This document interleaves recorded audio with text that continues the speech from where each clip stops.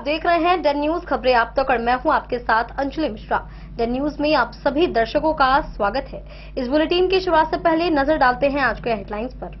आज के हेडलाइंस के प्रायोजक हैं सोने की शुद्धता की पहचान मॉडर्न कपड़ों का मॉल महादेव सा मरनाथ प्रसाद ज्वेलर्स और राज राजेश्वरी कलेक्शन, गांधी चौक, राजनगर बाजार, मधुबनी। असली मिठास से भरपूर तिलकुट का असली स्वाद, वीरेन तिलकुट वाला, बाटा चौक, मधुबनी। हर लोगों का भरोसेमंद ज्वेलरी दुकान Lal Babu Prasad and sons, Shankar Chowk, Madhubani. Trending fashion का सबसे भरोसेमंद ठिकाना Bombay fashion, Mahila college road, Madhubani. गुणवत्तापूर्ण शिक्षा की मजबूत पहचान विवेकानंद मिशन विद्यापीठ, माधोपुर पंडौल, मधुबनी। विश्वास का नाम बेहतरीन ज्वेलरी कलेक्शन के साथ लाल बाबू ज्वेलर्स, बाटा चौक, महिला कॉलेज रोड, मधुबनी। स्वाद, सफाई और पूरी फैमिली के लिए परफेक्ट प्लेस होटल गोकुल राज, राजनगर रोड, लहरियागंज, मधुबनी। जहां पढ़ाई बने आदत और हर दिन बढ़े आपकी काबिलियत। लक्ष्य लाइब्रेरी, गौशाला चौक, मधुबनी। बासोपट्टी में दो दोस्तों की संदिग्ध मौत पर एसपी योगेंद्र कुमार ने घटनास्थल पर पहुंचकर लिया जायजा, परिजनों को दिलाया न्याय का भरोसा।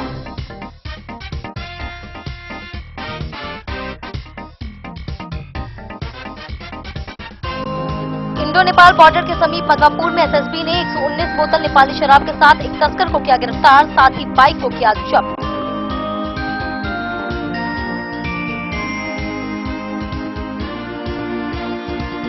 नेपाल के पूर्व मुख्यमंत्री सतीश कुमार सिंह का जयनगर में हुआ भव्य स्वागत, दोनों देशों के बीच बेटी रोटी के संबंध को लेकर हुई खास बातचीत।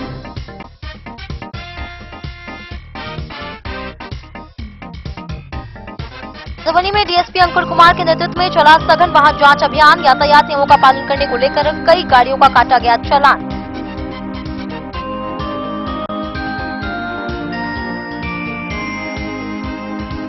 मधवापुर में सीओ सुनील कुमार की मौजूदगी में पुलिस ने 16 मामलों में जब्त 2794 लीटर देशी विदेशी शराब का किया विनिष्टीकरण।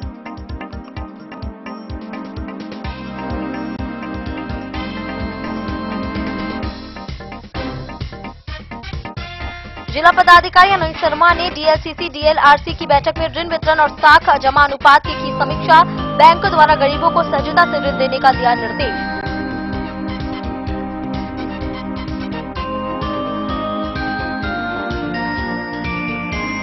मधवापुर के हनुमान नगर में महिलाओं ने नहर निर्माण के खिलाफ किया जमकर प्रदर्शन, अतिक्रमण हटाने से पहले कार्य रोकने की मांग।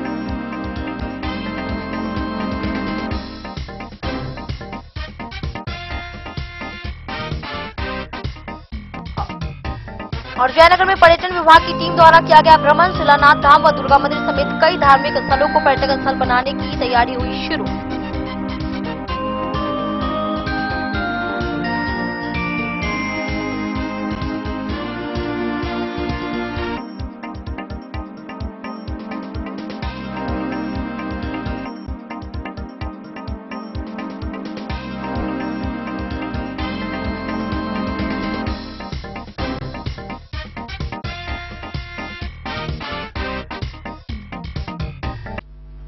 खबरें अब विस्तार से। बासोपट्टी थाना क्षेत्र के मानसिंह पट्टी गांव में दो दोस्तों की संदिग्ध मौत के मामले को गंभीरता से लेते हुए एसपी योगेंद्र कुमार बुधवार को घटनास्थल पर पहुंचे और घटनास्थल का जायजा लिया। उन्होंने मृतक सिकंदर सहनी और दिनेश मंडल के परिजनों से मुलाकात कर शीघ्र न्याय का भरोसा दिलाया। एक युवक का शव पेड़ से लटका मिला, जबकि दूसरे की हत्या की आशंका जताई जा रही है।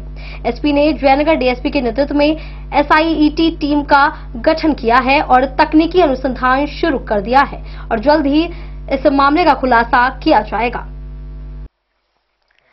बासोपट्टी थाना क्षेत्र के मानसिंह पट्टी गांव के दो युवकों के संदिग्ध अवस्था में शव मिलने की घटना को गंभीरता से लेते हुए मधुबनी एसपी योगेंद्र कुमार बुधवार को स्वयं घटनास्थल पर पहुंचे।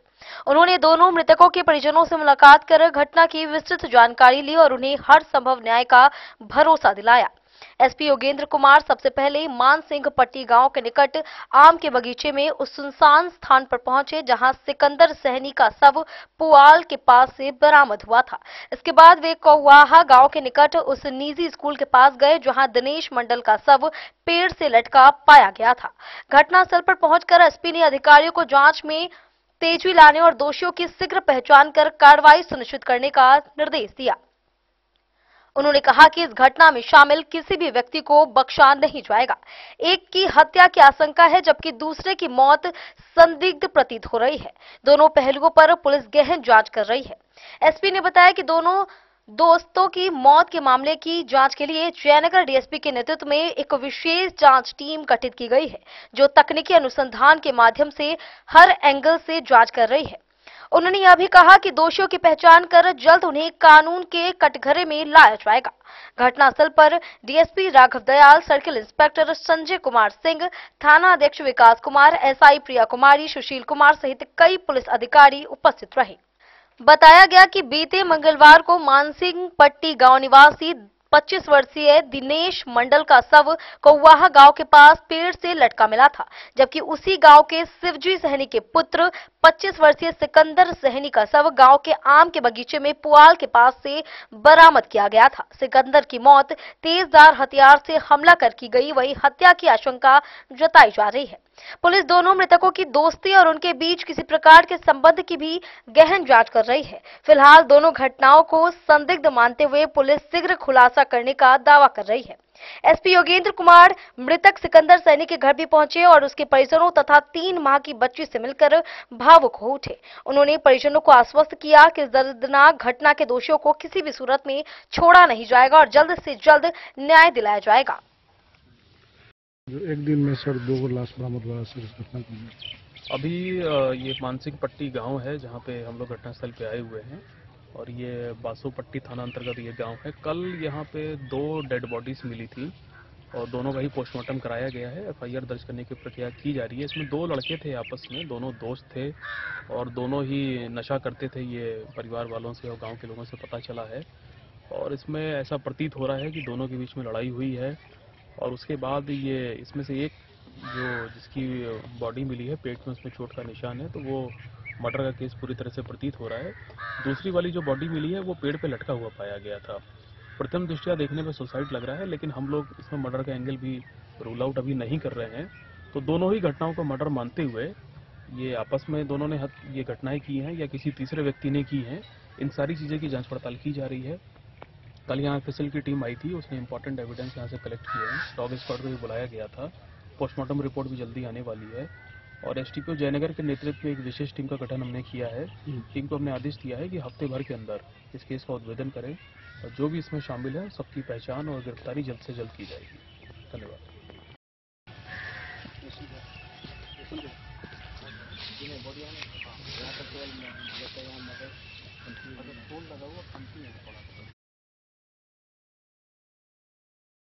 बासोपट्टी से रोशन ठाकुर की रिपोर्ट।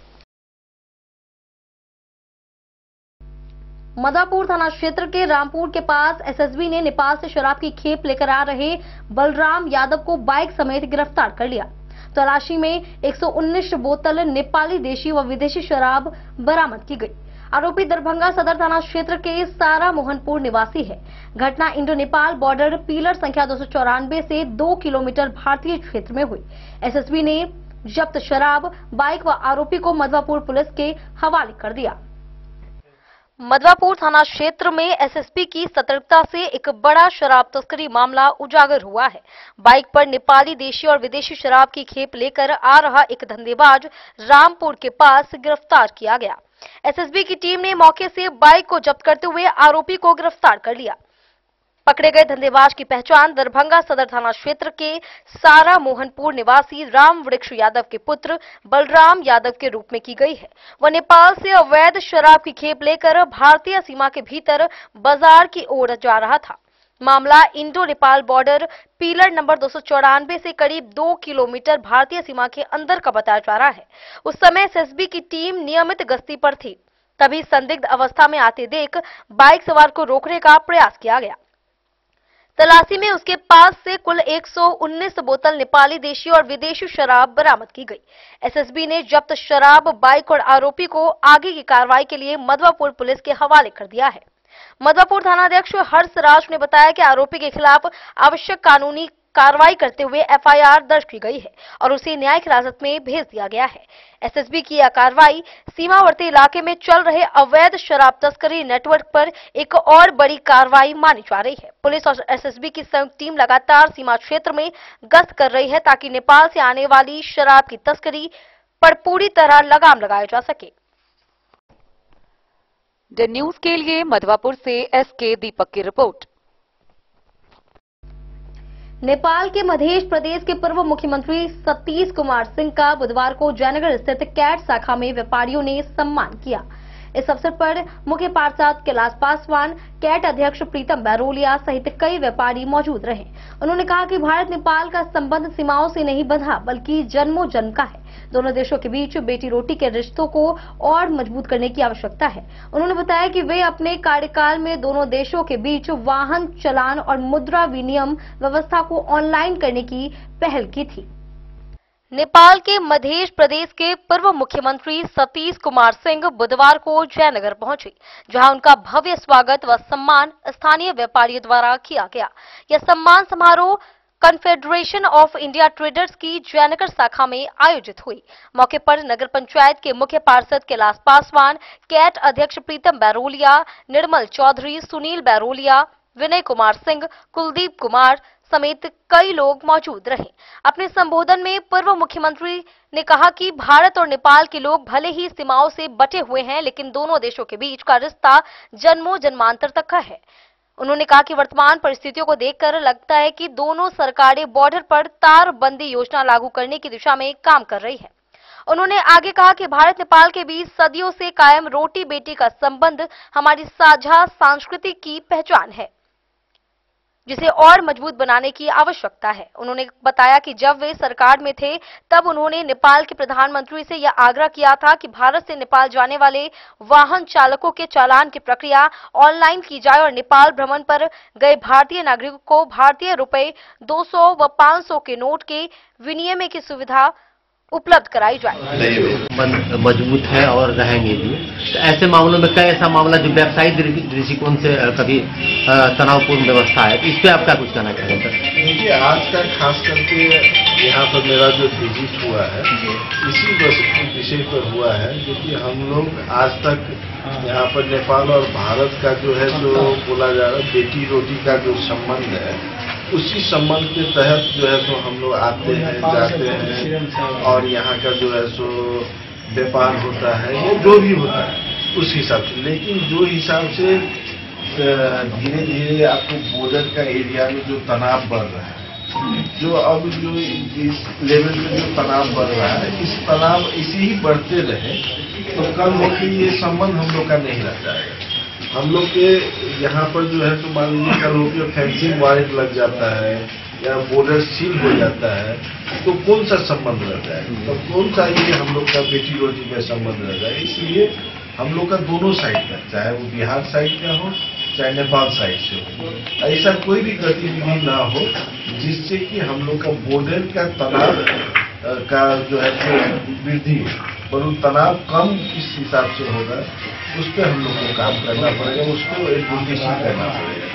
इस वजह से दोनों तरफ का पब्लिक को अवेयरनेस जरूरी है और दोनों तरफ से बिजनेसमैन जो है, जो बिजनेस का जो हम लोग के नेपाल साइड से उद्योग वाणिज्य संघ है और नेपाल इंडिया साइड जो है सो चेंबर है, कैट है और विभिन्न जो है इन लोग को भी थोड़ा सा अब का पहले का समय आज से पहले हम लोग त्रेता काल से ही देखते आ रहे हैं, लेकिन उसमें बहुत सारा बदलाव आते आते बहुत सारा बदलाव आ गया है। लेकिन अब इसके बाद भी बहुत सारा बदलाव आएगा, तो क्या हम लोग अपने आने वाले जनरेशन को पासपोर्ट के साथ नेपाल और इंडिया जाया जाए, वो चीज हम लोग सोच रहे हैं कि जो हम लोग के परंपरागत रूप से आया जा रहा है उस पर हम लोग चले। इसलिए हम लोग को जो है वो संबंध कैसे प्रकार होगा, कैसे अच्छा होगा, कैसे उस लेवल को हम लोग हुआ बनाया जाएगा, इस पर हम लोग को विचार करना जरूरी है और इस पर वर्क करना भी जरूरी है। क्योंकि हम लोग को बॉर्डर के इस साइड का आदमी हो चाहे उस साइड का आदमी हो, उसको जरूरी जब भी पड़ेगा तो वो इजीली यहाँ पर आके कंफर्टेबल के रूप में आ सकते हैं। क्योंकि बाहर का आदमी तो वो आने से कोई मतलब नहीं रहेगा, बाहर का यहाँ पर तनाव हो या नहीं हो उससे उसको कोई मतलब नहीं है। इसलिए हम लोग को सजग होना जरूरी है और इस पर वर्क करना है। तो ऐसे मामले में भारत सरकार से, आप तो चूंकि नेपाल के पूर्व मुख्यमंत्री रह भी चुके हैं मध्य प्रदेश के, भारत सरकार से क्या मांग करेंगे? हम लोग अपना जमीनी स्तर पर हम लोग अभी बात कर रहे हैं।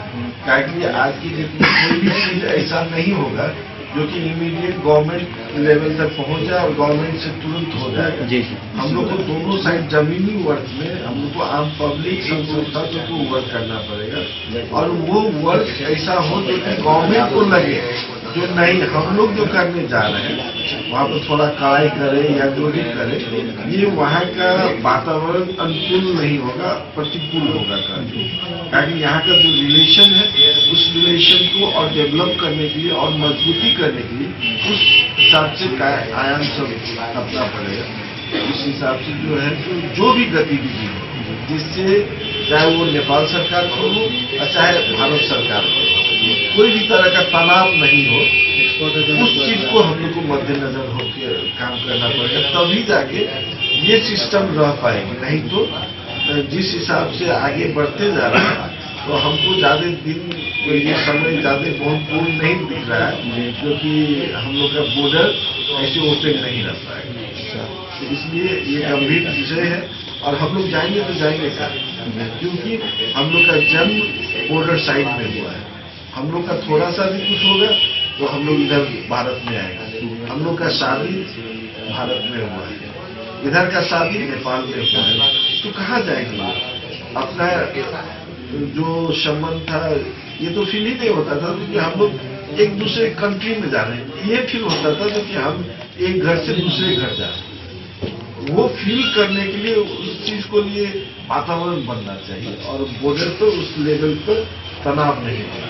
इसलिए हम लोग जो है इस चीज को सोचे, हम ये अभियान को स्टार्ट करें और धीरे धीरे हर एक बॉर्डर का जो बाजार है उस बाजार में एक ऐसे ही आप लोग का बॉडी सर्कल क्या हो, ग्रुप सबसे बात करके डायलॉग के विषय में इसको चर्चा का विषय बनाना जरूरी है। अच्छा सर, ये एक था कि मतलब डेन न्यूज के लिए जयनगर से मोहम्मद अली की रिपोर्ट। मधुबनी जिले में कल रात प्रभारी डीएसपी ट्रैफिक अंकुर कुमार के नेतृत्व में सघन वाहन जांच अभियान चलाया गया। शहर के प्रमुख चौक चौराहों पर देर रात तक चली कार्रवाई में कई वाहन चालकों का चालान काटा गया। डीएसपी ने लोगों से यातायात नियमों का पालन करने, हेलमेट व सीट बेल्ट लगाने और मोबाइल का उपयोग न करने की अपील की। अभियान से शहर में हलचल मच गई। मधुबनी जिले में कल देर रात यानी 9 दिसंबर 2025 को यातायात व्यवस्था को सुदृढ़ करने के उद्देश्य से प्रभारी डीएसपी ट्रैफिक अंकुर कुमार के नेतृत्व में सघन वाहन जांच अभियान चलाया गया। इस दौरान यातायात दरोगा पूरी सक्रियता के साथ मौजूद रहे। शहर के प्रमुख चौक चौराहों पर यह अभियान देर रात तक जारी रहा, जिससे पूरे शहर में हलचल मच गई। अभियान में पुलिस अधिकारियों ने बाइक, कार और ऑटो चालकों को रोककर नियमों की जानकारी दी।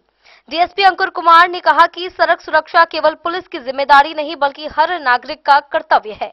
उन्होंने चालकों को सीट बेल्ट लगाने, हेलमेट पहनने, निर्धारित गति सीमा का पालन करने और वाहन चलाते समय मोबाइल का उपयोग न करने की सलाह दी।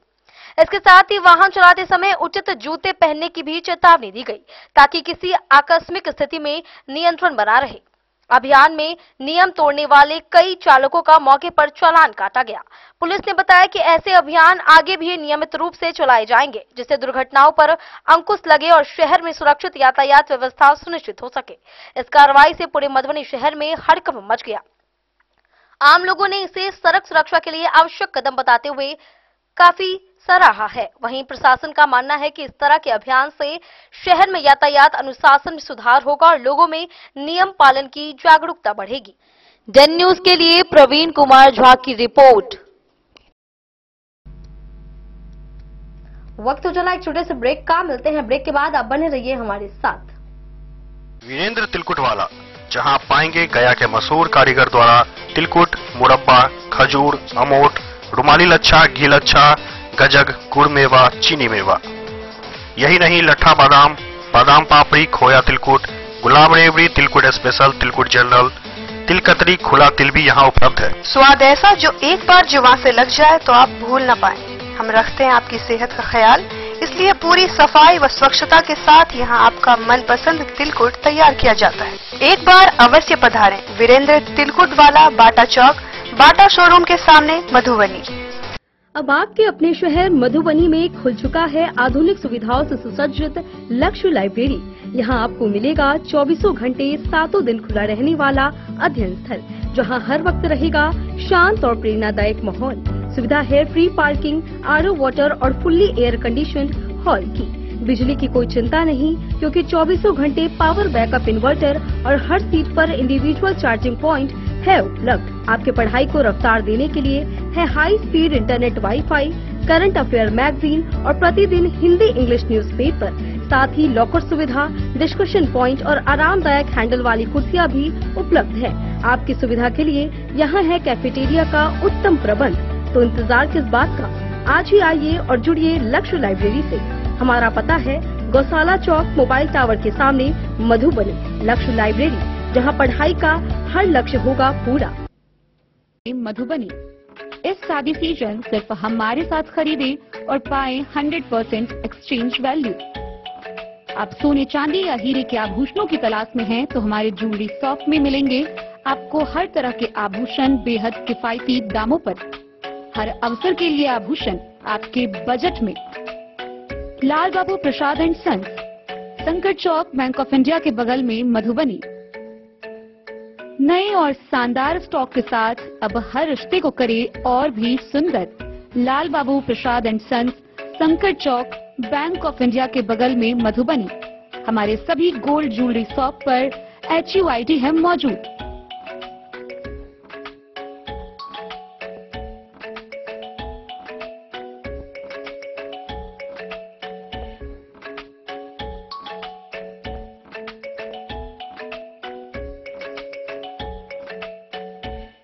ट्रेंड के इस जमाने में क्या आप भी चाहते हैं स्टाइलिश और फैशनेबल कपड़े?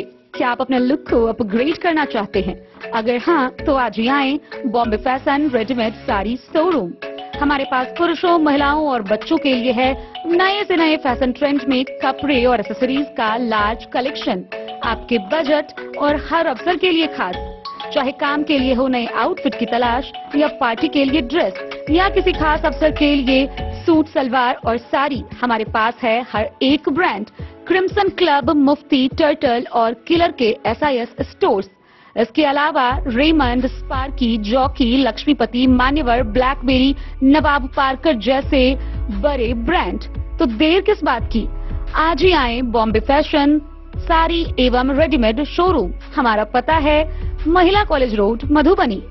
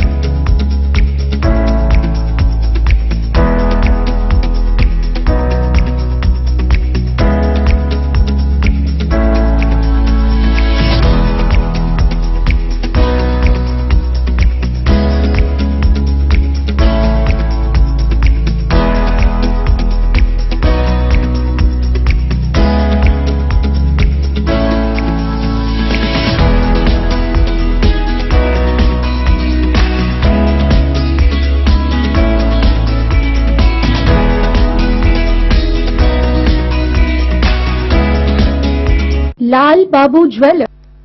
मधुबनी में आज यानी 10 दिसंबर 2025 को आयोजित सिपाही चालक भर्ती परीक्षा शांतिपूर्ण, स्वच्छ और कदाचार मुक्त वातावरण में संपन्न हुआ। जिला पदाधिकारी आनंद शर्मा और एसपी योगेंद्र कुमार की निगरानी में सभी 17 परीक्षा केंद्रों पर कड़ी सुरक्षा व्यवस्था रही। परीक्षा दोपहर 12 बजे से लेकर 2 बजे तक एकल पाली में आयोजित की गई थी। अभ्यर्थियों की बॉडी फिंसिंग, बायोमेट्रिक सत्यापन और फोटोग्राफी की व्यवस्था की गई। परीक्षा केंद्रों के 500 गज परिधि में निषेधाज्ञा प्रभावी रही और किसी गड़बड़ी की सूचना नहीं मिली। वहीं कल दिनांक 11 दिसंबर 2025 को इस परीक्षा का समापन होगा। मधुबनी जिले में 2 दिवसीय सिपाही चालक भर्ती परीक्षा का पहला दिन यानी 10 दिसंबर 2025 को शांतिपूर्ण माहौल में संपन्न किया गया। वहीं दूसरे दिन यानी 11 दिसंबर 2025 को परीक्षा का समापन किया जाएगा। जिलाधिकारी आनंद शर्मा और पुलिस अधीक्षक योगेंद्र कुमार ने परीक्षा के शांतिपूर्ण, स्वच्छ और कदाचार मुक्त संचालन के लिए संयुक्त निर्देश जारी किया। परीक्षा व्यवस्था को सुदृढ़ बनाने के लिए जिले के वरिष्ठ दंडाधिकारी और पुलिस पदाधिकारी सभी केंद्रों पर प्रतिनियुक्त किए गए हैं। सभी अधिकारियों को डीआरडीए सभाकक्ष में विस्तृत ब्रीफिंग दी गई, जिसमें समय पर केंद्र पर उपस्थित रहने और परीक्षा अवधि में सतर्कता बनाए रखने के निर्देश शामिल थे। कदाचार रहित परीक्षा सुनिश्चित करने के लिए 17 परीक्षा केंद्रों के 500 गज की परिधि में भारतीय नागरिक सुरक्षा संहिता की धारा 163 के तहत निषेधाज्ञा लागू किया गया है। सभी केंद्रों पर जैमर लगाए गए हैं और सोशल मीडिया पर विशेष निगरानी रखी जा रही है। परीक्षा केंद्रों के आसपास दुकानों और कोचिंग संस्थानों पर भी सतर्क दृष्टि रखी जा रही है। अभ्यर्थियों की अनिवार्य बॉडी फिंसिंग, बायोमेट्रिक सत्यापन और फोटोग्राफी की व्यवस्था की गई थी। केंद्रों में मोबाइल, घड़ी, कलम या किसी इलेक्ट्रॉनिक उपकरण के प्रवेश पर पूर्ण रूप से प्रतिबंध रहा। केंद्र अधीक्षक, वीक्षक और अन्य कर्मियों को भी मोबाइल रखने की अनुमति नहीं दी गई थी। डीएम और एसपी ने अभ्यर्थियों से समय का पालन करने और परीक्षा नियमों का कड़ाई से पालन करने की अपील की। तैयारी की समीक्षा बैठक में पुलिस अधीक्षक योगेंद्र कुमार, अपर समाहर्ता आपदा संतोष कुमार, लोक शिकायत निवारण पदाधिकारी राजेश कुमार, वरीय उप समाहर्ता कुमार आलोक और सदर अनुमंडल पदाधिकारी चंदन कुमार सहित अन्य अधिकारी उपस्थित रहे। पुलिस प्रशासन ने कहा कि कल यानी 11 दिसंबर को परीक्षा का समापन भी पूरी सुरक्षा और कड़ाई के साथ किया जाएगा, ताकि 2 दिवसीय परीक्षा सफल और कदाचार मुक्त रूप से संपन्न हो सके। डेन न्यूज के लिए प्रवीण कुमार झा की रिपोर्ट। मधवापुर थाना परिसर में मंगलवार को कोर्ट के आदेश पर लगभग 2795 लीटर जब्त शराब का विनिष्टीकरण किया गया। इनमें 2617 लीटर देशी और 178 लीटर विदेशी शराब शामिल थी, जो 16 मामलों में बरामद की गई थी। विनिष्टीकरण की कार्रवाई सीओ सुनील कुमार की मौजूदगी में की गई। इस दौरान थानाध्यक्ष हर्षराज, पुलिस पदाधिकारी, चौकीदार और दफादार समेत कई लोग मौजूद रहे।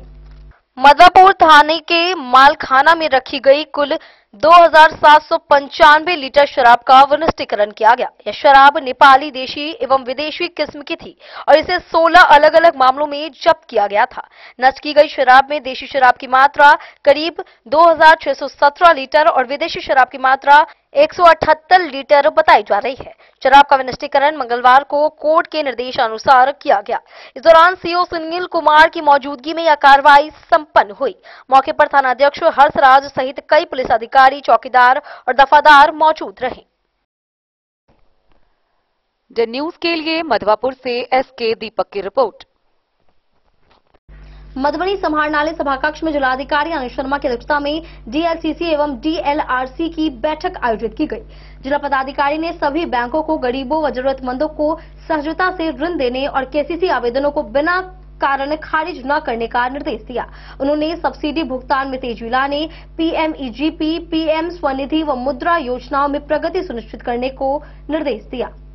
मधुबनी समाहरणालय स्थित सभाकक्ष में जिलाधिकारी आनंद शर्मा की अध्यक्षता में डीएलसीसी और डीएलआरसी की बैठक आयोजित की गई। जिलाधिकारी ने जिले में बैंकिंग से संबंधित विभिन्न योजनाओं और गतिविधियों की समीक्षा की, जिनमें केसीसी, जीविका, पीएमएसबी निधि, जेएलजी, हाउसिंग, आधार सीडिंग, एसआरटीओ, आरसीईटीआई, शिक्षा ऋण, पीएमईजीपी, मुद्रा लोन और पीएमजेडीवाई शामिल थे। जिलाधिकारी ने उपस्थित अधिकारियों और बैंकरों को निर्देश दिया कि सभी बैंक ऋण उपलब्ध कराने के अपने लक्ष्यों को अभियान के रूप में पूरा करें और जरूरतमंदों को सहजता से ऋण मिले। उन्होंने कहा कि असंतोषजनक प्रदर्शन करने वाले बैंकों के खिलाफ कड़े कदम उठाए जाएंगे। साख जमा अनुपात में वृद्धि के लिए सभी बैंक विशेष प्रयास करें ताकि जिले के विकास और बैंक लाभप्रदता दोनों में सुधार हो। वार्षिक साख योजना में जिन बैंकों की उपलब्धि कम है वे अगले तिमाही तक अपने लक्ष्य को प्राप्त करें। जिलाधिकारी ने पीएमईजीपी और पीएमजेडीवाई योजना में अधिक प्रगति की अपेक्षा व्यक्त की और प्रधानमंत्री रोजगार सृजन कार्यक्रम की अद्यतन स्थिति की निरंतर समीक्षा करने के निर्देश दिए। पीएम स्वनिधि योजना के तहत नगर निगम क्षेत्र के सभी फुटकर व्यवसायियों और स्ट्रीट वेंडर्स को लोन उपलब्ध कराने के लिए चिन्हित स्थानों पर कैंप आयोजित करने और उनके व्यापक प्रचार प्रसार के निर्देश भी दिए गए। जिला मत्स्य पदाधिकारी को मत्स्य पालन हेतु तालाब निर्माण और पुनर्निर्माण के लिए अधिकतम आवेदन बैंक तक भेजने का निर्देश दिया गया। केसीसी समीक्षा में पाया गया कि वित्तीय वर्ष 2025 से 26 की द्वितीय तिमाही तक 16,873 किसानों को करीब 18,311 लाख रुपए का ऋण प्रदान किया गया है, जिसमें नए और नवीनीकृत ऋण दोनों शामिल हैं। जिलाधिकारी ने कहा कि कोई भी आवेदन बिना उचित कारण खारिज न किया जाए और नए किसानों को क्रेडिट कार्ड समय पर उपलब्ध करवाया जाए। साथ ही जिलाधिकारी ने लाभुकों को सब्सिडी का भुगतान समय पर करने, भुगतान प्रक्रिया में तेजी लाने के निर्देश दिए। डेयरी उद्योग, मत्स्य पालन और मखाना उत्पादन में संभावनाओं के मद्देनजर बैंकों से उदार रवैये अपनाने की अपेक्षा की गई। जिलाधिकारी ने मधुबनी जिले में साख जमा अनुपात, वार्षिक साख योजना की उपलब्धि और सरकार की ऋण योजनाओं में प्रदर्शन सुधार हेतु सभी बैंकों के नियंत्रकों को मासिक समीक्षा करने का निर्देश दिया। बैठक में विधान परिषद सदस्य घनश्याम ठाकुर ने भी पशु बीमा, गरीबों एवं जरूरतमंदों को ऋण उपलब्धता सहित कई महत्वपूर्ण सुझाव दिए। बैठक में विधान परिषद सदस्य घनश्याम ठाकुर, अग्रणी जिला प्रबंधक, अपर समाहर्ता आपदा Santosh Kumar, SDC banking, RBI LDO, RCT director, जिला पशुपालन पदाधिकारी समेत कई अधिकारी मौजूद रहे। Bureau report, Madhubani. मजापुर प्रखंड के हनुमान नगर वार्ड नंबर 12 में महिलाओं ने नहर निर्माण कार्य के खिलाफ विरोध प्रदर्शन किया और कार्य रोक दिया। प्रदर्शनकारियों का आरोप है कि नहर मार्ग में एक अतिक्रमणकारी अपना घर बनाए हुए हैं, जिसे खाली कराए बिना निर्माण कार्य किया जा रहा है। इससे ग्रामीणों के खेत और बगीचे जाने का रास्ता अवरुद्ध हो सकता है। महिलाएं मांग कर रही हैं कि अतिक्रमण हटाए जाने के बाद ही निर्माण कार्य आगे बढ़े। विरोध में गायत्री देवी समेत कई महिलाएं शामिल थीं।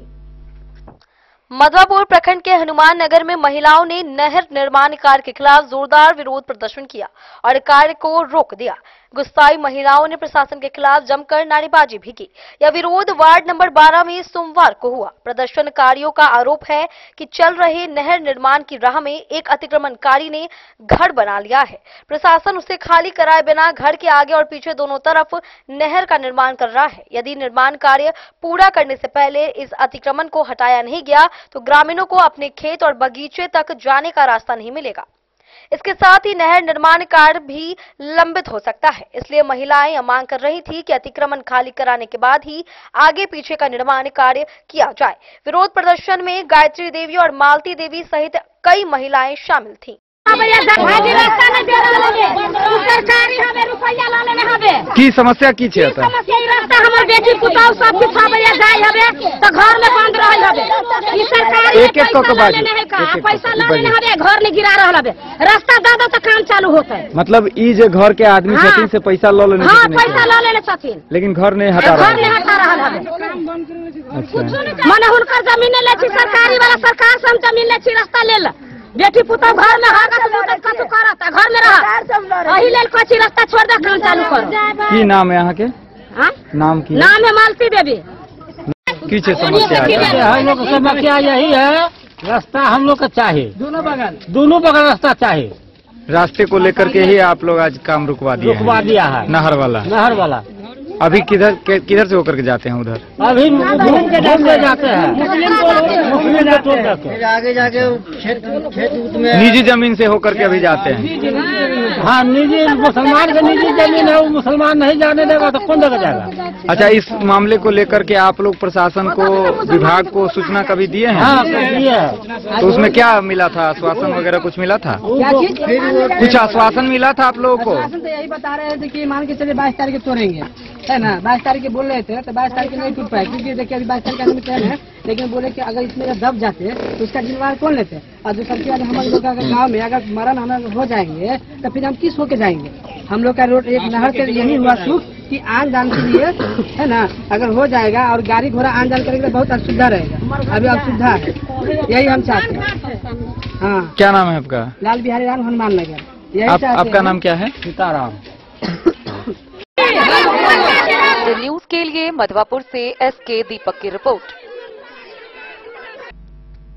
वक्त हो चला एक छोटे से ब्रेक का, मिलते हैं ब्रेक के बाद। आप बने रहिए हमारे साथ। त्योहार और शादी विवाह का सीजन आ गया है और इसी सुनहरे मौके पर राजनगर के विश्वसनीय प्रतिष्ठान महादेव सा अमरनाथ प्रसाद ज्वेलर्स और Raj Rajeshwari collection RP mall अपने ग्राहकों के लिए लेकर आया है शानदार ऑफर।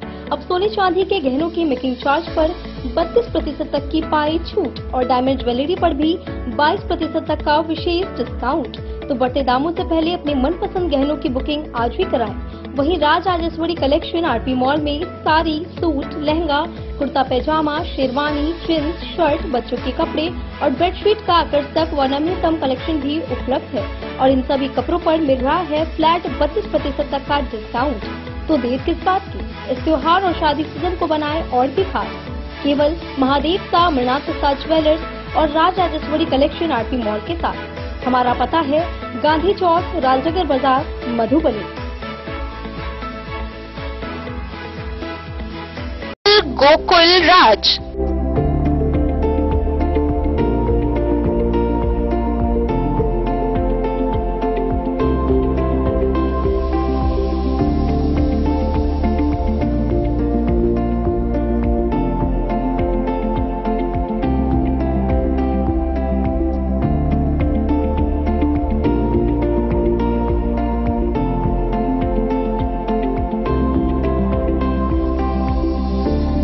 शहर के भीड़ भाड़ से दूर शांति और सुकून से भरे वातावरण में मधुबनी शहर के लहरियागंज वार्ड नंबर 1 में पूरे मिथिलांचल क्षेत्र का सबसे भव्य होटल होटल गोकुल राज।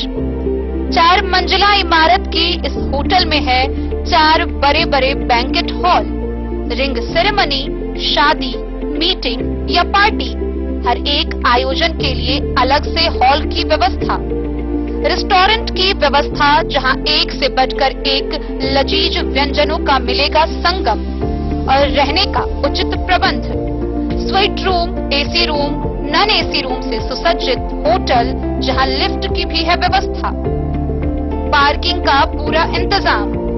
तो आइए और जिंदगी में खुशियों से भरी यादें शामिल करिए। होटल गोकुल राज मधुबनी में आप लोगों का स्वागत है। होटल गोकुल राज, लहरियागंज वार्ड नंबर 1, मधुबनी। आनंद मिशन विद्यापीठ शिक्षा के क्षेत्र में एक नया आयाम अब छोटे बच्चों के लिए भी आधुनिक सुविधाओं के साथ उपलब्ध। विवेकानंद मिशन विद्यापीठ जूनियर, जहां क्लास प्री नर्सरी से 5th स्टैंडर्ड तक के बच्चों का एडमिशन प्रारंभ है। अगर आप भी चाहते हैं अपने बच्चों का शिक्षा के क्षेत्र में बेहतर विकास, तो विवेकानंद मिशन विद्यापीठ जूनियर है आपके लिए तैयार। 2.5 से 10 वर्षों के बच्चों के लिए आपको मिलेगा आधुनिक सुविधाओं के साथ एक बेहतर शिक्षा का माहौल। सीबीएसई बेस्ड करिकुलम सिलेबस के साथ साथ स्टूडेंट्स होंगे art and craft, game and sports और कल्चरल एक्टिविटीज में अव्वल। इंग्लिश मीडियम के माहौल के बीच स्टूडेंट्स बनेंगे स्मार्ट, जहां किताबी ज्ञान के साथ साथ हर क्षेत्र में स्टूडेंट्स होंगे अवेयर। हॉबीज और इंटरेस्ट को मिलेगी प्राथमिकता। तो आइए और अपने बच्चों के बेहतर भविष्य के लिए आज ही नामांकन करवाइए। विवेकानंद मिशन विद्यापीठ जूनियर। हमारा पता है सिरहुत कॉलोनी, नगर परिषद में। बेनीपट्टी प्रखंड क्षेत्र में उर्वरक निगरानी समिति ने लगभग 1 दर्जन खाद और बीज दुकानों का निरीक्षण किया। जांच में पाया गया कि कुछ दुकानदारों ने किसानों से डीएपी खाद अधिक मूल्य पर लिया है। समिति ने तुरंत हस्तक्षेप कर अधिक राशि वापस कराई और खाद कतारबद्ध व्यवस्था में उपलब्ध कराई। कुछ दुकानों में बीज की गुणवत्ता खराब पाई गई और निजी बीज महंगे थे। बेनीपट्टी के बेहटा में बीडीओ, बीएओ और अन्य अधिकारियों ने स्टॉक, पंजी और मूल्य सहित विभिन्न बिंदुओं पर चर्चा की। बिहार सरकार के पर्यटन, कला, संस्कृति एवं युवा विभाग के कैबिनेट मंत्री अरुण शंकर प्रसाद द्वारा जयनगर के दुल्लीपट्टी पंचायत के शिलानाथ धाम, बस्ती पंचायत के राजपुताना मोहल्ला स्थित दुर्गा स्थान और बाबा पोखर को पर्यटक स्थल घोषित करने के साथ ही कमला नदी पर पूर्णिमा के मौके पर कमला महोत्सव की घोषणा की गई। इस घोषणा के बाद बुधवार को पर्यटन विभाग पटना की आर्किटेक्ट टीम के सिकंदर कुमार ने अंचलाधिकारी अखिलेश चौधरी और सीआई दीपक कुमार के सहयोग से चिन्हित स्थलों का निरीक्षण किया। मौके पर भाजपा अध्यक्ष उद्धव कुंवर, राम कुमार सिंह, बस्ती पंचायत मुखिया प्रतिनिधि अनिल कुमार सिंह, नगर अध्यक्ष सूरज गुप्ता समेत कई लोग मौजूद रहे। यह सप्ताह का पर्यटन विभाग का दूसरा भ्रमण है। सिकंदर कुमार ने शिलानाथ धाम, दुर्गा स्थान, बाबा पोखर और कमला पुल का निरीक्षण किया और अंचलाधिकारी से कई बिंदुओं पर जानकारी ली। उन्होंने बताया कि स्थल भ्रमण के बाद सभी जगहों का सर्वेक्षण किया जाएगा और उसके आधार पर विभाग को योजना बनाने की निर्देश दी जाएगी। इसमें यह तय होगा कि धार्मिक स्थलों पर क्या निर्माण होगा और किन चीजों का इस्तेमाल किया जाएगा। मंत्री द्वारा घोषित योजना के अनुसार शिलानाथ धाम में महादेव सर्किट, दुर्गा मंदिर में दुर्गा सर्किट और बाबा पोखर पर घाट निर्माण, बोटिंग की व्यवस्था की जाएगी। कमला पुल पर मरीन ड्राइव, कमला महोत्सव, बोटिंग, रेस्टोरेंट, पिकनिक स्पॉट सहित अन्य आधुनिक सुविधाओं से लैस किया जाएगा। डे न्यूज के लिए जयनगर से मोहम्मद अली की रिपोर्ट। बेनीपट्टी प्रखंड क्षेत्र में उर्वरक निगरानी समिति ने लगभग 1 दर्जन खाद और बीज दुकानों का निरीक्षण किया। जांच में पाया गया कि कुछ दुकानदारों ने किसानों से डीएपी खाद अधिक मूल्य पर लिया है। समिति ने तुरंत हस्तक्षेप कर अधिक राशि वापस कराई और खाद कतारबद्ध व्यवस्था में उपलब्ध कराई। कुछ दुकानों में बीज की गुणवत्ता खराब पाई गई और निजी बीज महंगे थे। बेनीपट्टी के बेहटा में बीडीओ, बीएओ और अन्य अधिकारियों ने स्टॉक, पंजी और मूल्य सहित विभिन्न बिंदुओं पर चर्चा की। बेनीपट्टी प्रखंड क्षेत्र में उर्वरक निगरानी समिति ने मंगलवार को लगभग 1 दर्जन खाद एवं बीज दुकानों की जांच की। समिति में बीडीओ महेश्वर पंडित, बीएओ नौसाद अहमद और पूर्व जीप सदस्य राजेश कुमार यादव शामिल हुए। सदस्यों ने बेनीपट्टी मुख्यालय के अपना किसान ट्रेडर्स, न्यू शंकर खाद बीज भंडार, किसान खाद बीज भंडार, मेसर्स उन्नत खाद बीज, अग्रोपट्टी स्थित कुशवाहा खाद बीज भंडार सहित अन्य दुकानों का स्टॉक, वितरण पंजी, भंडारण, पॉस मशीन और मूल्य के विभिन्न बिंदुओं पर निरीक्षण किया। जांच में पाया गया कि अपना किसान ट्रेडर्स ने एक किसान से, किसान खाद बीज भंडार ने एक किसान से और कुशवाहा खाद बीज भंडार ने 6 किसानों से डीएपी खाद पर 1350 रुपए के बजाय 1800 रुपए लिए हैं। वहीं उर्वरक निगरानी समिति ने तुरंत हस्तक्षेप कर किसानों से अधिक ली गई राशि वापस कराई और कतारबद्ध व्यवस्था के तहत उन्हें खाद उपलब्ध कराया गया। जांच में बसैट के चौधरी ट्रेडर्स बिना सूचना के बंद पाए गए, जिसके लिए स्पष्टीकरण मांगा गया। वहीं कुशवाहा खाद बीज भंडार की स्थिति खराब देखकर वहां कृषि समन्वयक के अलावा प्रखंड से एक और कर्मी नियुक्त करने की बात कही गई है। किसानों ने शिकायत की कि दुकानों में 2 तरह के गेहूं के बीज रखे जा रहे हैं। अनुदानित दर पर मिलने वाला बीज बहुत घटिया किस्म का है, जिससे पौधा सही तरीके से नहीं उग पाता है और दाने भी ठीक नहीं निकलते। वहीं प्राइवेट तौर पर बेचे जा रहे बीज अनुदानित दर से महंगे हैं, जिससे किसानों को मजबूरी में उच्च कीमत पर अच्छा बीज खरीदना पड़ रहा है। विभिन्न दुकानों में जांच के दौरान विक्रेताओं में हड़कंप मच गया।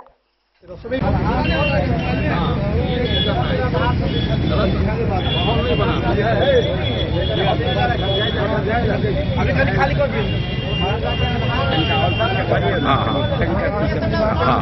सबको देना है। आधार कार्ड रहेगा सबका, सभी इंसान है, अपना आधार कार्ड लेके आइए।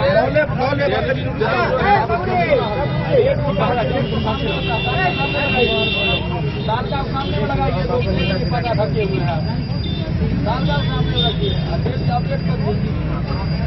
हटा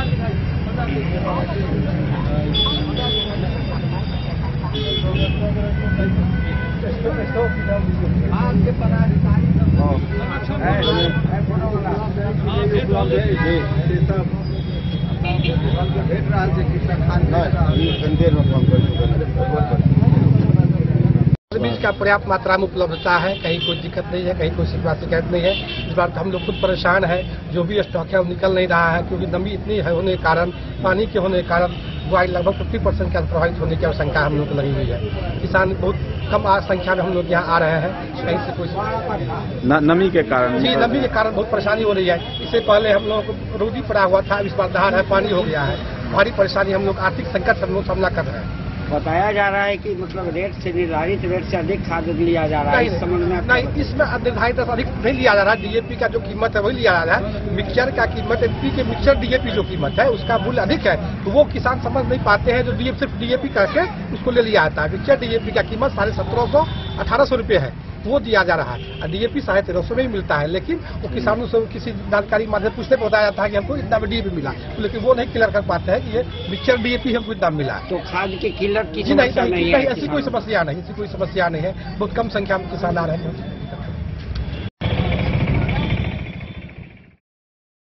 बेनीपट्टी से विनोद कुमार की रिपोर्ट। दिनांक 10 दिसंबर 2025 को नगर भवन मधुबनी में शिक्षा विभाग बिहार सरकार द्वारा राष्ट्रीय आविष्कार अभियान के तहत विज्ञान प्रदर्शनी और क्विज प्रतियोगिता का भव्य आयोजन किया गया। जिले के प्रत्येक प्रखंड से आए सैकड़ों छात्रों ने रोबोटिक्स, एआई, क्वांटम तकनीक और प्रोजेक्ट मॉडल प्रदर्शनी में अपनी प्रतिभा दिखाई। आज दिनांक 10 दिसंबर 2025 को शिक्षा विभाग बिहार सरकार द्वारा नगर भवन मधुबनी में राष्ट्रीय आविष्कार अभियान के अंतर्गत विज्ञान प्रदर्शनी एवं क्विज प्रतियोगिता का भव्य आयोजन किया गया। यह कार्यक्रम बिहार सरकार परियोजना मधुबनी के तहत पहली बार इतने बड़े स्तर पर आयोजित की गई थी। इसका उद्देश्य बच्चों में विज्ञान, नवाचार और तकनीक के प्रति जागरूकता बढ़ाना और उनमें शोध एवं प्रयोग की भावना को प्रोत्साहित करना है। कार्यक्रम के मुख्य आकर्षण 4 प्रमुख थीम रहे, जिनमें विकसित भारत के लिए विज्ञान और नवाचार की संभावनाएं, कृत्रिम विज्ञान, क्वांटम युग के आवास संरचनाएं एवं आपत्तियां, प्रोजेक्ट मॉडल प्रदर्शनी शामिल रहे। इन सभी विषयों पर आधारित प्रोजेक्ट लेकर जिले के प्रत्येक प्रखंड से सैकड़ों विद्यार्थियों ने अपनी प्रतिभा का प्रदर्शन किया। बच्चों द्वारा तैयार किए गए मॉडल प्रयोग, रोबोटिक्स आधारित उपकरण, क्वांटम तकनीक से जुड़े छोटे प्रयोग और एआई से संचालित रोचक प्रोजेक्ट दर्शकों के लिए आकर्षण का केंद्र बना। इस अवसर पर डेन न्यूज से बातचीत करते हुए डीपीओ सर्व शिक्षा अभियान शुभम कसोधन ने बताया कि मधुबनी जिले में बच्चों को वृहद स्तर पर प्रोत्साहित करने का यह पहला अवसर है। उन्होंने कहा कि हमारा लक्ष्य ग्रामीण और शहरी दोनों क्षेत्रों के बच्चों में वैज्ञानिक सोच को विकसित करना है, ताकि वे भविष्य में समाज और देश के विकास में अपनी महत्वपूर्ण भूमिका निभा सके। कार्यक्रम का शुभारंभ जिला पदाधिकारी मधुबनी आनंद शर्मा ने दीप प्रज्वलित कर किया। अपने उद्बोधन में डीएम ने कहा कि नई शिक्षा नीति विज्ञान, नवाचार और तकनीक पर विशेष बल देती है। ऐसे आयोजन बच्चों में प्रतिस्पर्धात्मक भावना बढ़ाने के लिए भविष्य की तकनीकों को सीखने का अवसर भी प्रदान करती है। उन्होंने शिक्षकों, अभिभावकों और आयोजकों को इस सफल आयोजन के लिए बधाई दी और बच्चों को अपने प्रोजेक्ट के माध्यम से नए विचार आगे बढ़ाने का प्रेरणादायी संदेश दिया। नगर भवन मधुबनी का पूरा परिसर एक वैज्ञानिक मेले में बदल गया था, जहां बच्चे अपने प्रोजेक्ट का लाइव डेमो दे रहे थे और जजों से प्रश्नोत्तर कर रहे थे। बड़ी संख्या में शिक्षक, अभिभावक, विद्यालय प्रतिनिधि और स्थानीय लोग इस कार्यक्रम में मौजूद रहे। मोशन कितने प्रकार के होते हैं? पहला है लीनियर मोशन, जो कि सीधी रेखा में गमन करता है। दूसरा है डाउनहिल,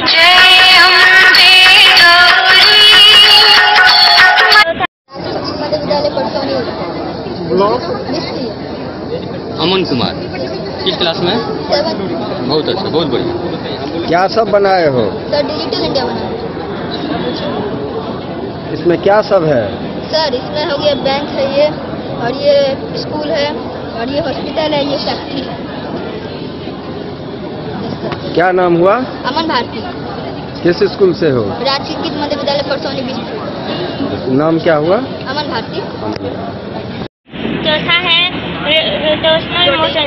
रोटेशनल मोशन, जो कि गोल की दिशा में घूमता है। चौथा है सर्कुलर मोशन, जो कि सर्कल घूमता है। फिर है अर्थ रोटेशनल, जो कि अर्थ जैसा घूमता हुआ दिखाया गया है इसमें। और फिर है एस्किलेटरी जो कि जिसे दोलन कहते हैं, जो कि आगे और पीछे की दिशा में गमन करते हैं। ये अर्थ के मूवमेंट के बारे में। जी जी। इससे क्या क्या फायदा होता है, क्या क्या जानकारी मिलता है?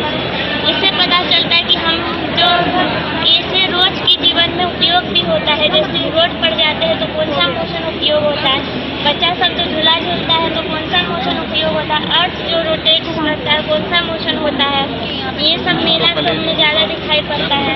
ये है चंद्रयान 3। चंद्रयान का क्या उपयोग है? इस मिशन का क्या फायदा है? चंद्रयान 3 सल्फर के खोज में किया गया था। उसका सल्फर का खोज करने के लिए चंद्रयान 3 लॉन्च किया गया था, जो कि 14 जुलाई 2023 को हुआ था और 9:00 पर लॉन्च किया गया। 9:52 पर लॉन्च किया गया था। ये कहाँ से लॉन्चिंग हुई थी? ये इसरो के द्वारा लॉन्च हुआ गया था। चलिए, क्या नाम है, किस पर सिखाने के लिए बताना है? मेरा नाम यादव खुशबू है। ये मेरे पार्टनर दिव्यांशी दास है। मैं गिरधारी चौरसिया समाज +2 उच्च विद्यालय संत नगर से आई हूँ। कौन सा ब्लॉक? झंझारपुर ब्लॉक। किस क्लास में पढ़ती हैं? 11th में। बहुत अच्छा। ये आज टाउन हॉल में हम लोगों ने राष्ट्रीय आविष्कार अभियान के तहत प्रखंड स्तरीय बच्चों को सिलेक्ट करते हुए 4 थीम AI, क्वांटम, नवाचार और प्रोजेक्ट बेस्ड लर्निंग के तहत हम लोगों ने प्रखंड स्तरीय बच्चों को एक क्विज कंपटीशन और एक एग्जीबिशन का आयोजन किया गया है, जिसमें सारे बच्चे जो सिलेक्ट होकर के आए हैं, आप लोग देख सकते हैं कि बहुत अच्छे अच्छे नवाचार मॉडल्स लेके आए हैं। हम लोग कोशिश यही कर रहे हैं कि ये जो एग्जीबिशंस होते हैं, क्विज कंपटीशन होते हैं, बच्चों का साइंस के प्रति लगाव, टेक्नोलॉजी के प्रति लगाव, उससे अटैचमेंट और कुछ जो भी वो रेगुलर बेसिस पे सीख सकते हैं, उसी के लिए प्रमोट किया जा रहा है। आप देखिएगा बच्चों के अलग अलग प्रखंडों से एक अच्छे ऐसे मॉडल आए हैं, जो देख करके हमको ताज्जुब होता है कि जब बच्चे हमारे अभी इतने इनोवेटिव आइडियाज़ प्रेजेंट कर रहे हैं, तो आगे जा करके बहुत बड़ा नाम करेंगे, मधुबनी का नाम करेंगे, बिहार का नाम करेंगे। Thank you. आप अपना परिचय सर? मैं DPO समग्र शिक्षा अभियान शुभम कसौदन। हम लोग ये समग्र शिक्षा अभियान के तहत, राष्ट्रीय आविष्कार अभियान के तहत ये कार्यक्रम का आयोजन कर रहे हैं। सर, यह पहली बार ऐसा हो रहा है जो बृहद रूप में नगर भवन में इसका आयोजन किया जा रहा है। इससे पहले तो हल्का फुल्का स्कूल में करके इसे समाप्त किया जाता था जी। इस पे आपका क्या कहना है? बृहद करने का कोशिश यही है कि जब हम किसी चीज़ को बड़े स्केल पर करते हैं, बच्चों को प्रोत्साहन मिलता है, आगे ये एक नई तरीके से बच्चों को और मोटिवेशन मिले, बच्चे और जाकर इसके बाद जाकर देखें। ऐसा होता है कि जब एक प्रखंड में ही कार्यक्रम होता है तो बच्चे विद इन उसी प्रखंड के आइडियाज़ को समझ पाते हैं। जब दूसरे बच्चे का आएंगे तो उनके प्रतिस्पर्धा, जो कॉम्पिटिशन की भावना है, वो जागेगी और बच्चे और एक्सेल करेंगे, जाकर के टीचर से क्वेश्चन करेंगे, टीचर्स उनका रिप्लाई करेंगे। बस एक यही मुहिम चलाने की कोशिश की जा रही है, ताकि एक बड़े पैमाने पर बच्चों का साइंस के प्रति लगाव और टेक्नोलॉजी में अटैचमेंट बना रहे। डन न्यूज के लिए प्रवीण कुमार झा की रिपोर्ट। दिनांक 10 दिसंबर 2025 को Madhubani district table tennis association द्वारा वॉटसन स्कूल के खेल भवन में जिला स्तरीय चैंपियनशिप का शुभारंभ जिला खेल पदाधिकारी नीतीश कुमार और अध्यक्ष विजेता देवी ने किया। टूर्नामेंट में विभिन्न स्कूलों के खिलाड़ियों ने भाग लिया। बॉयज सिंगल फाइनल में मनदीप व सुनाम, गर्ल्स सिंगल में सृष्टि व मानसी और डबल्स में रजी व नीरज की जोड़ी फाइनल में पहुंची। 3 दिवसीय इस प्रतियोगिता में विजेताओं ने अपनी बेहतर प्रस्तुति दी। आज दिनांक 10 दिसंबर 2025 को Madhubani district table tennis association द्वारा वॉटसन स्कूल के खेल भवन में जिला स्तरीय चैंपियनशिप का आयोजन किया गया। उद्घाटन जिला खेल पदाधिकारी नीतीश कुमार और एसोसिएशन की अध्यक्ष विजेता देवी ने संयुक्त रूप से किया। कार्यक्रम में विभिन्न स्कूल और कॉलेज के खिलाड़ियों ने हिस्सा लिया। टूर्नामेंट में कुल 4 मुख्य event boys single, girls single, doubles और ओवरऑल चैंपियन का आयोजन किया गया। बॉयज सिंगल के फाइनल में मनदीप और सुनाम पहुंचे। सेमीफाइनल में मनदीप ने नीरज को 2-0 से हराया और सुनाम ने आयुष को 2-0 से हराया। गर्ल्स सिंगल में सृष्टि ने पूर्व डिस्ट्रिक्ट चैंपियन वैष्णवी को 2-0 से हराकर फाइनल में प्रवेश किया और मानसी ने नव्या को 2-0 से हराकर फाइनल में जगह बनाई। डबल्स में रजी और नीरज की जोड़ी ने सुनाम और सौर्य को 2-0 से हराकर फाइनल में प्रवेश किया। वहीं अन्य मुकाबले अभी टूर्नामेंट का मैच देखने के लिए विभिन्न स्कूलों के छात्र छात्राओं और अभिभावकों की अच्छी खासी उपस्थिति रही।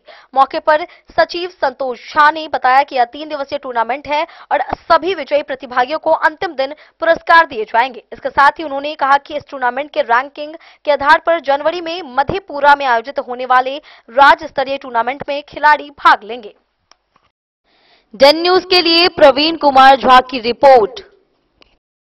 बेनीपट्टी प्रखंड के परौल पंचायत के एकतारा हाई स्कूल परिसर में पीपीएल सीजन 5 क्रिकेट टूर्नामेंट का भव्य शुभारंभ जदयू प्रखंड अध्यक्ष प्रदीप झा बासु, पूर्व मुखिया लाल नारायण सिंह और सामाजिक कार्यकर्ता संतोष झा ने संयुक्त रूप से फीता काटकर किया।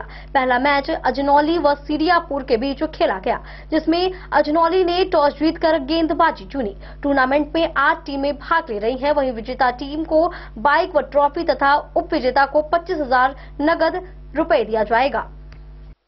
बेनीपट्टी प्रखंड के परौल पंचायत के एकतारा हाई स्कूल परिसर में पीपीएल सीजन 5 क्रिकेट टूर्नामेंट का भव्य शुभारंभ जदयू प्रखंड अध्यक्ष प्रदीप झा बासु, पूर्व मुखिया लाल नारायण सिंह और सामाजिक कार्यकर्ता संतोष झा ने संयुक्त रूप से फीता काटकर किया।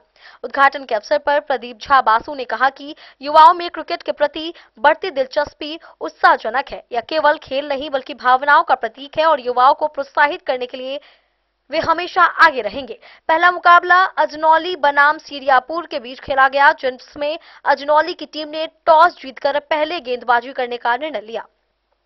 टूर्नामेंट में कुल 8 टीमें भाग ले रही हैं। फाइनल में विजेता टीम को एक बाइक और ट्रॉफी जबकि उपविजेता टीम को 25,000 नगद पुरस्कार दिया जाएगा। अंपायर की भूमिका पप्पू कुमार झा और प्रदीप कुमार सहनी ने निभाई। वहीं मौके पर आयोजनकर्ता अमरजीत, मुकेश कुमार सहित टूर्नामेंट समिति के सभी सदस्य उपस्थित रहे।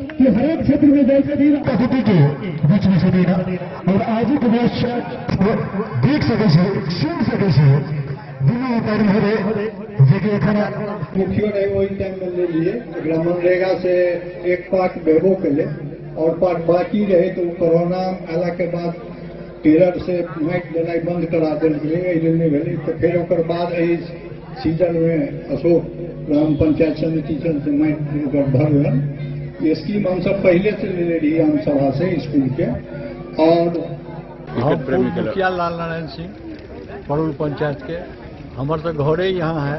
हम बसु जी के संतोष जी के बहुत बहुत धन्यवाद दै छन जे यहाँ एलन ग्राउंड पर बच्चा सबके उत्साहित केलखिन। क्रिकेट टूर्नामेंट सफल होय। क्रिकेट प्रेमी का 5वां सीजन है और एकतारा के फील्ड पर में हम जहिया से चालू भेले है, प्रदीप जी और पप्पू जी मिलकर हमरा बजबै छथिन। एहि आयोजन में हमर घर अरेर है, लेकिन हम सब बेरे कार्यक्रम में उपस्थित भेलिए। एहिठमा जे ई स्कूल है तकर भूदाता एहिठमा उपस्थित छथिन, पूर्व मुखिया जी लाल सिंह जी। हम सब कहने रहिए जे एहिठमा मैच के जे छै ग्राउंड बढ़िया बनतै, से पंचायत समिति अशोक राम के हम पहिल बेर ग्राउंड पर एलहुँ। आना पिछलो वर्ष जे छै से हमरा बजायल गेल छल कि किछु कारण से हम नहीं आबि पेलियै एतऽ, और बहुत नीक बेनीपट्टी विधानसभा के अंतर्गत अबै छै और बहुत बढ़िया एकटा जे कहबै वेल क्वालिफाइड लोग ओतऽ रहै छथिन। और इहो अपने वक्तव्य कहबे केलथि है कि जे विकास के जे हमर विजन है मधुबनी के प्रति जे हम काज कर रहल छी समाज के प्रति, कि युवा के खेल में केना आगे खेल के दृष्टि से केना आगू बढ़ा जाए और बढ़ावा के बाद एक गवर्नमेंट नौकरी में जेना आरक्षण है केना भेटे। तो एहि लऽ कऽ जे हम काज कर रहल छी, एहिमे इहो सब हिनकर सहयोग छनि। इहो कहलखिन जे ग्राउंड कहीं ठीक हेबाक चाही और पंचायत समिति के द्वारा काज। बेनीपट्टी से विनोद कुमार की रिपोर्ट।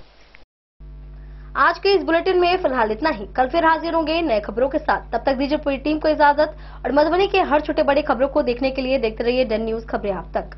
नमस्कार।